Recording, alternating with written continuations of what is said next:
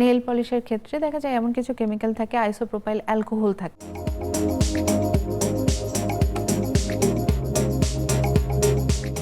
নারীদের ক্ষেত্রে একটা প্রয়োজনীয় জিনিস আমরা যখন কিনতে যাব, এটা আসলে উপাদানটা কি দেখে নিলে আমরা বুঝবো যে না আসলে এটা আমার ক্ষতি করছে কিন্তু তারপর একটু কম ক্ষতি করছে, বা অল্প সময় ব্যবহার করে আমি এটাকে ব্যবহার করতে পারছি কিনা, এই জিনিসটা বোঝা যায়।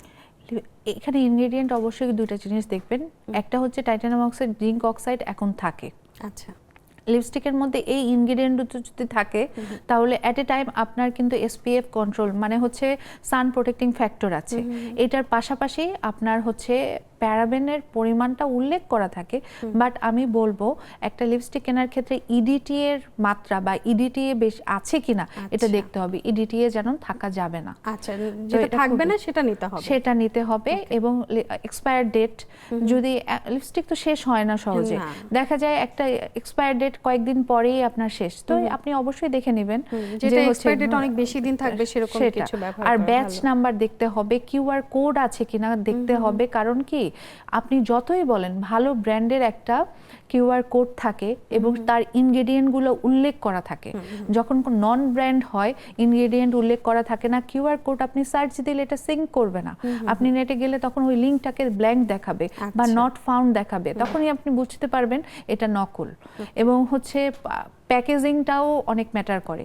যখন কোনো ডুপ্লিকেট প্যাকেজিং হয়, প্যাকেজিং এর মধ্যে লেখাগুলোও ঝাপসা থাকে এবং প্যাকেজিং প্রপার অরিজিনালের সাথে মেলে না। এটা খুব চমৎকার একটা কথা বলেছেন যে আমরা কিন্তু স্ক্যান করতে পারি কিউআর কোডটা, কারণ এই কোডটা কিন্তু মোটামুটি ভালো যে লিপস্টিকগুলো একটু দাম বেশি হলেও কিন্তু সেগুলোতে কিন্তু থাকছে। আমরা যদি একটু নিজেদের নিরাপত্তাটা চিন্তা করি তাহলে কিন্তু আমরা একটু স্ক্যান করে দেখে নিতে পারি যে এটা আসলে অবস্থানটা কোথায় আছে।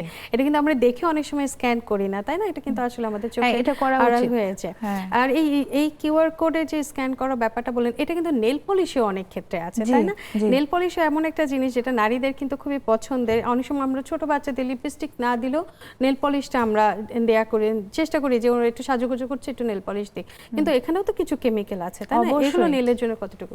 নেল পলিশের ক্ষেত্রে দেখা যায় এমন কিছু কেমিক্যাল থাকে, আইসোপ্রোপাইল অ্যালকোহল থাকে, আবার অনেক ক্ষেত্রে টলুইন থাকে। তো এই নেল পলিশের ক্ষেত্রে এই কেমিক্যালগুলো আবার উচ্চ মাত্রায় যদি থাকে, ফর্মালডিহাইড থাকে। ফর্মালডিহাইড কিন্তু এটা এক ধরনের কি, এটা আমাদের যদি লাংসের ভেতরে যায় বা ফুসফুসে যায় নিঃশ্বাসের মাধ্যমে, তাহলে এটা অনেক ক্ষতি করে। তো অবশ্যই একটা নেল পলিশ দেওয়ার ক্ষেত্রে আমি বললাম ভালো ব্র্যান্ডের কিনতে হবে এবং দেখতে হবে মানে নেল পলিশের উপাদানগুলোর মধ্যে কোন উপাদানগুলো বেশি আছে। অনেক সময় দেখা যায় কিছু নেল পলিশ পাওয়া যায় এখন বেশিক্ষণ থাকে না, পানি দিলে ধুয়ে চলে যায়, এটা বেটার। কারণ এটাতে যে গাম থাকে বা নেল পলিশে যে গামগুলো থাকে এটা কিন্তু অনেক ক্ষতি করে। তো এই জিনিসটা সহজে বোঝা যায় যে কম থাকে, বেশি দিন থাকে না।